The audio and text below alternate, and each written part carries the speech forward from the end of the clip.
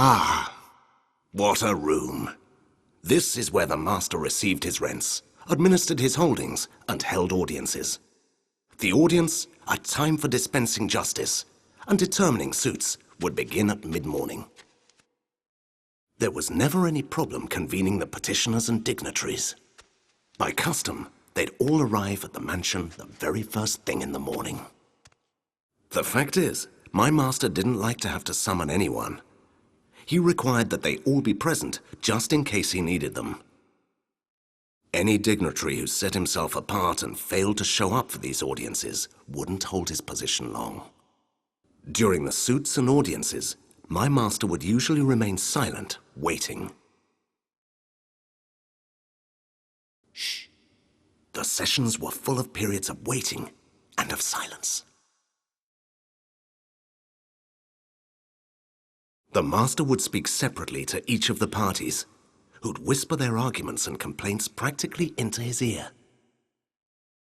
These audiences of my master created unease amongst the servants working in the mansion, because none of us were sure whether we'd be summoned by him to appear. On these occasions, the master dressed in somber-colored robes that were embroidered and reached to his feet. He enjoyed this time for dispensing justice and never neglected his duties. Sometimes at this time of day, reports would also come in on where good harvests were expected or where there had been a big increase in the size of flocks. He listened to such news in silence and remained seated, rising only when he wished to issue a sentence. The sentences were final and couldn't be reversed, even in the case of the death penalty, which would be carried out almost immediately.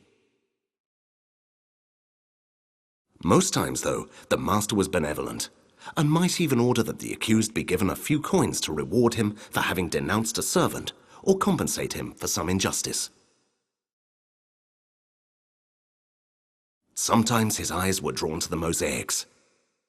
He particularly liked the one with the hunting scenes. He enjoyed hunting himself when he was young, and some say he had taken part in expeditions to distant lands.